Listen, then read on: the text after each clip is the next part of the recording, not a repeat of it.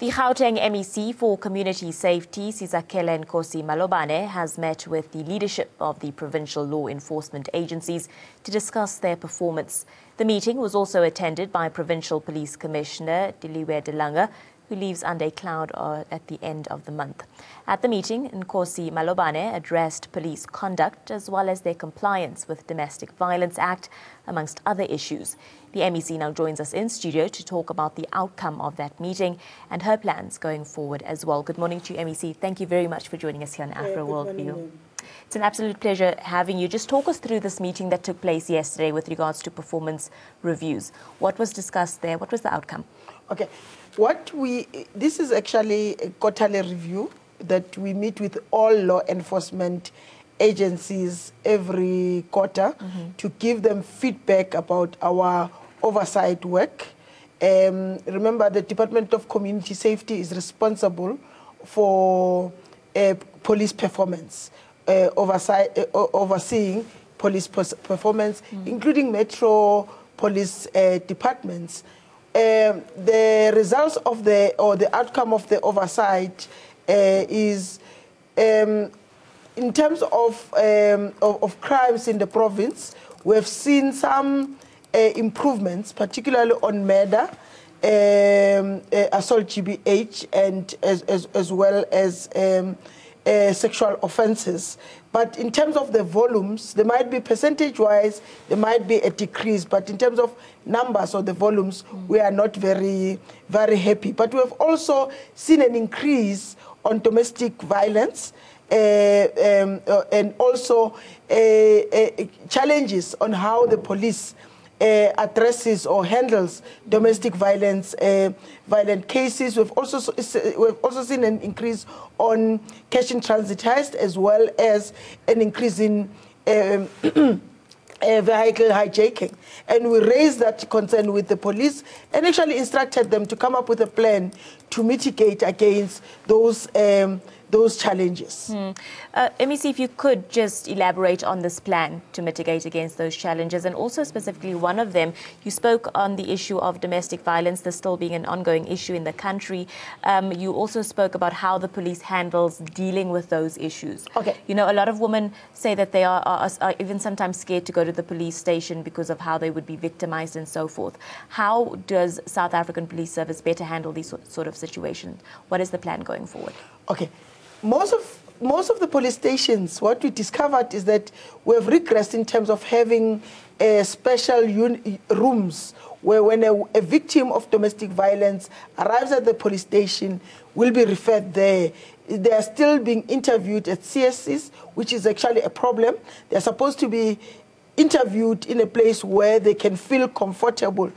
Particularly, you are supposed to use a victim empowerment center, but during the night, the victim empowerment centers are closed, are actually locked, and they can't be accessed.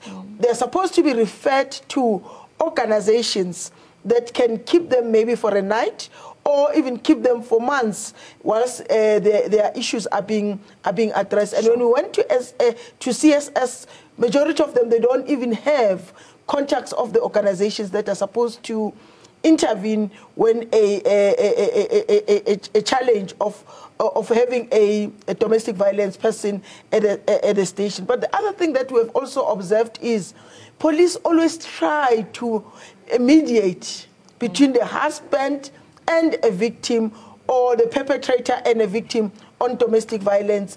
And it is clear they're not supposed to be mediating. If a person comes to the police station to open a case of assault, that person must be given that opportunity to open that case, and the perpetrator need to be arrested. If a person wants to have a protection order, the police are supposed to assist that person with a protection order, and if the perpetrator undermines that protection order, the perpetrator must be arrested. But currently, there are challenges around that, and we've highlighted that to the police leadership to make sure that there is improvement in terms of addressing the domestic violence cases. MEC, with regards to this issue, if someone walks into a South African police station and they feel like they aren't being adequately assisted, what do you do as a South African or any person for that matter, in the country. What sort of action and steps do you take thereafter? I think the first thing that you need to do when you arrive at a CSC and the police person refuses to attend to you, you need to demand to see the duty officer or the relief commander.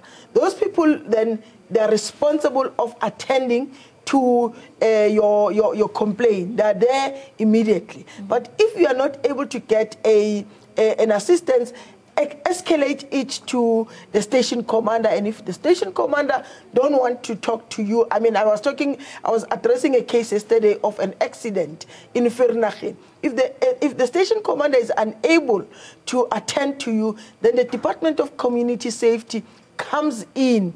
We've got foot soldiers that will assist our communities when they actually have challenges. But if a person also directly come to me, I will then refer the case to the cluster commander as well as the provincial commander. And in most cases, people do get attention, and in most cases, where a perpetrator is involved, he actually get arrested. Okay, MEC, let's shift gear and talk about another issue that you've touched on this morning, and that is cash in transit heists.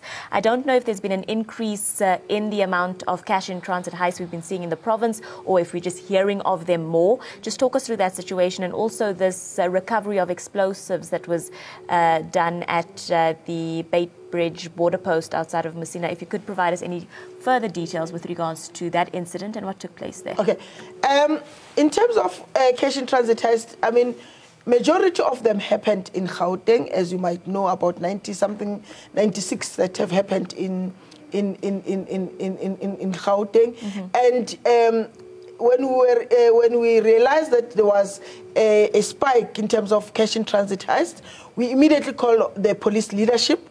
Not only SAPS, we also called the 3 metro chiefs to attend a meeting where together we can develop a strategy to arrest the cash in transit heist. They all developed a strategy to deal with that. One of the issues that they did was to deploy in areas, in hotspots or areas that are perceived or as hazardous locations, and that has actually assisted in making sure that heists are being stopped before they happen. They're also working with crime intelligence together with the Hawks. We are happy now that National is now involved in directing how cash in transit heists should actually be handled. We also had talks with the cash in transit companies that also raised their concerns. We also raised our concern around the issues of their motor vehicles not being roadworthy, the issue of a majority of their personnel not being vetted, you know, like any other person who's involved in security work.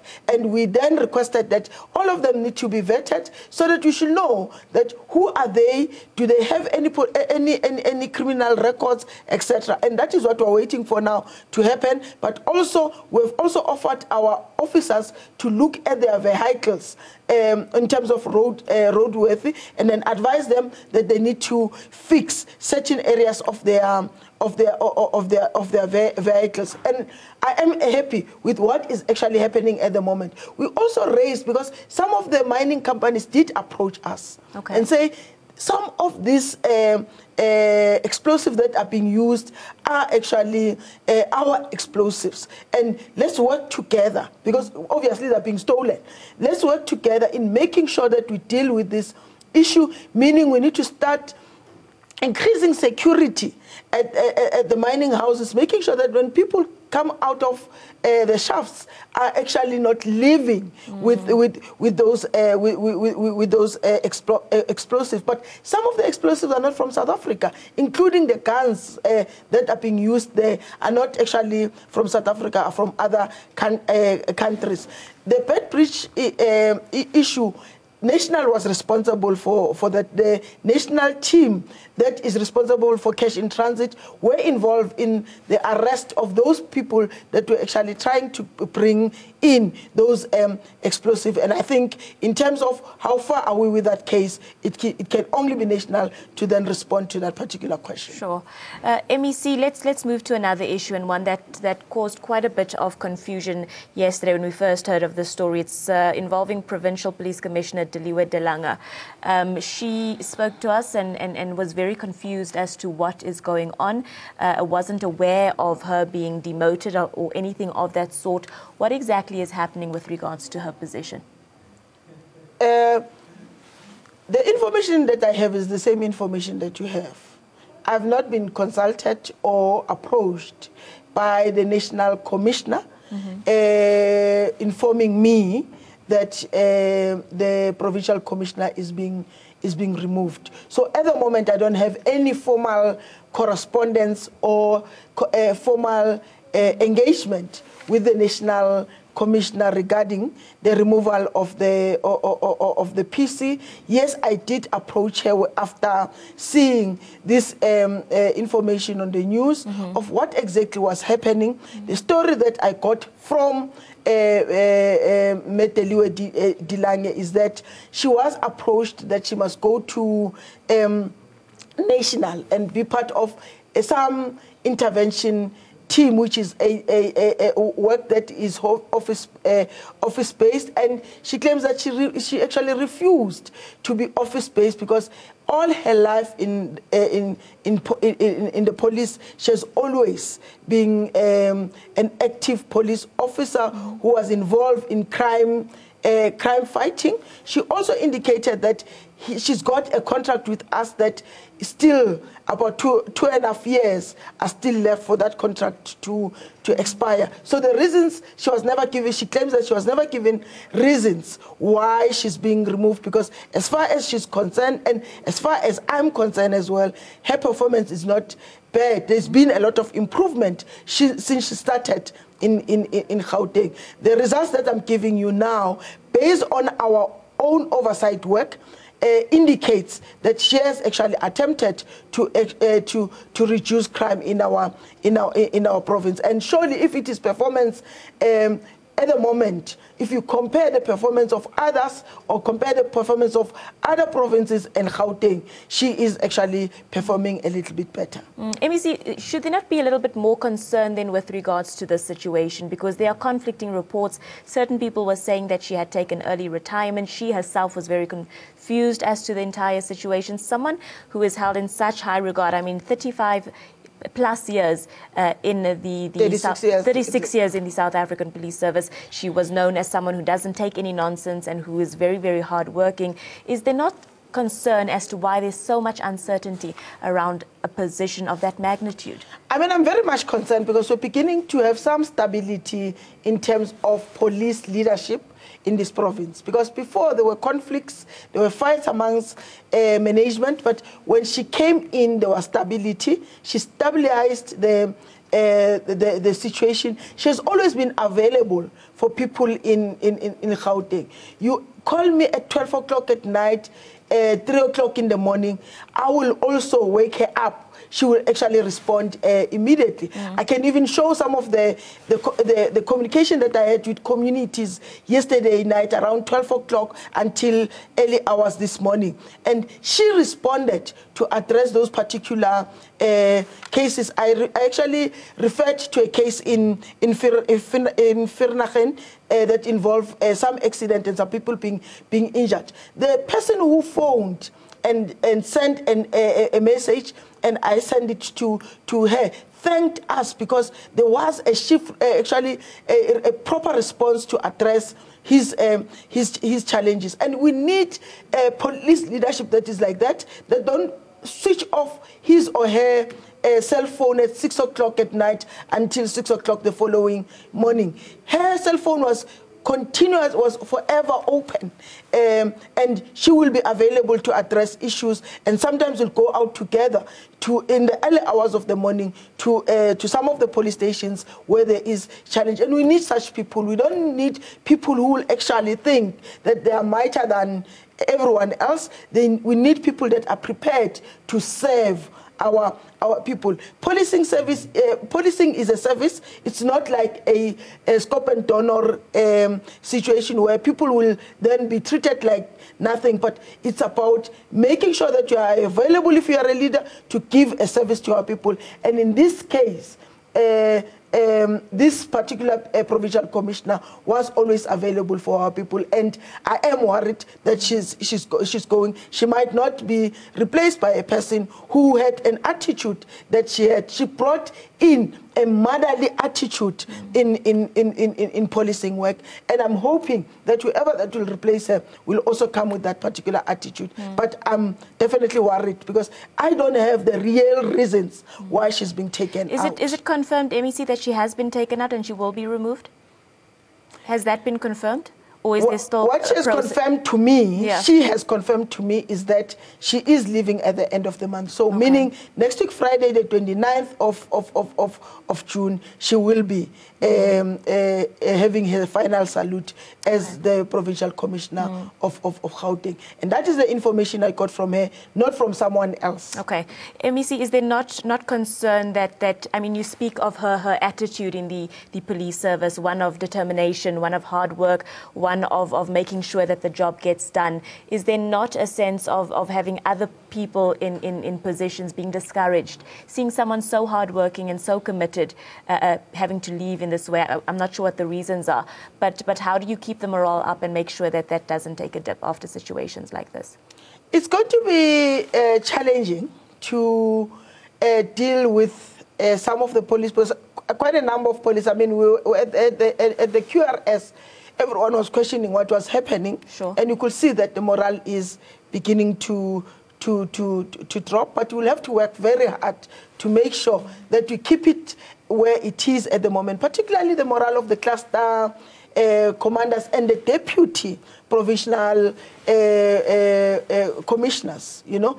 And we can't go back to where we were before she came in, because at some point I was actually worried about the stability of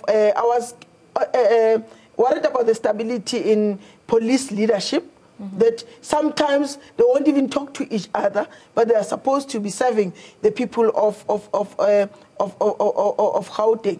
And I'm hoping that we won't go there. We won't go there. We will have to work very hard to keep the morale as high as possible. Sure. Just lastly, MEC, what are still some of those loopholes within the police service that needs to be addressed, and some of those maybe, you know, sticky points that needs further attention going forward? We've got serious challenges around crime intelligence, but I must say, at the senior level, we've now seen some improvement, and also their response is more positive, but we still have to get more informers to assist our detectives in terms of crime combating and also preventing crime before it happens. I'm also worried about the number of officers that get arrested for corruption, you know, who will solicit bribe from people who are committing serious crimes, you know, and some of them will be, I mean, I've got one case in Morocco where a person who has killed or even attacked a number of police officers was actually released by an officer. And incidents like this must actually be stopped, you know, because we can't afford to have corruption, because our people depends on police or on SAPS for protection against criminals or protection against crime, and we really need to deal with those issues. But otherwise, I'm worried also about the high rate of femicide. You know, women dying in the hands of people that they trust. you know, and the manner in which they are actually killed, I'm very much worried about that. I'm also worried about child abuse in our province. The Premier of Gauteng have actually established a 3-member committee to try and address that issue, to also look at exactly what are the causes of people wanting to rape a 7-year-old, a 4-year-old, a 10-year-old, and a 15-year-old, and after having done that, they become very arrogant. You know, some of the rapists are very, very arrogant when they've raped a child. They think that it is their right to do that and want to actually go all out and even repeat that particular rape in the same victim or in other children. So we are actually looking at that, myself and my colleagues, but also we are working very hard with FCS to make sure that anyone who's found to have committed a crime against women and children in this province must be arrested, but also must be convicted and serve a long time in prison. And we are lucky that in the last few months or in the last 2 years, quite a number of these people have been arrested and they've been sent to prison for a long time. Very few of them have got less than 15 years in prison. Majority, it's more than 15 years, and in most times it's actually life imprisonment. MEC, I can't let you go without discussing the femicide issue a little bit more in detail. We've seen so many women and sometimes men, but majority of the time it's women being killed at the hands of their boyfriend, their husband, or their lover. How is the province dealing with the issue of femicide? Okay. All those cases are actually ring-fenced, and they are dealt with a team that is a specialized unit that is at Ikaya Letemba. And in that team, we have forensic social workers, forensic detectives. We also have NPA playing a major role in making sure that when a case has been opened, or when an incident of that nature have happened, they actually together work in making sure that they close all loopholes and come up with a winnable case, so that when it is presented to a judge, that case is convincing the judge in order to make sure that a perpetrator is sent to prison for a long time. But what we're also doing is we have increased our campaigns, because we can't wait until a woman is killed and we do something. So we've partnered with quite a number of organizations, and also as a department we have programs to actually go to schools, go to universities, but also go to women clubs and actually address this particular issue. And also we've had a lot of about 5 men conferences in our province to try and engage men to be involved in the fight against the abuse of women, because without men, we'll never be able to win that particular war. And majority of men are not killers. Majority of men are not rapists. Unfortunately, there is that number that is involved in this acts, and if men are quiet, it is like they are also indirectly participating. So we've mobilized men to be the one that lead the campaign against this particular crime. And I believe after some time we will be able to win this war, because we must actually win it, because we can't afford to have women and children feeling unprotected in this country. Definitely. MEC, thank you very much for your time this morning and unpacking all of these details and plans with us. We appreciate your time this morning. Thank you. Thank you very much.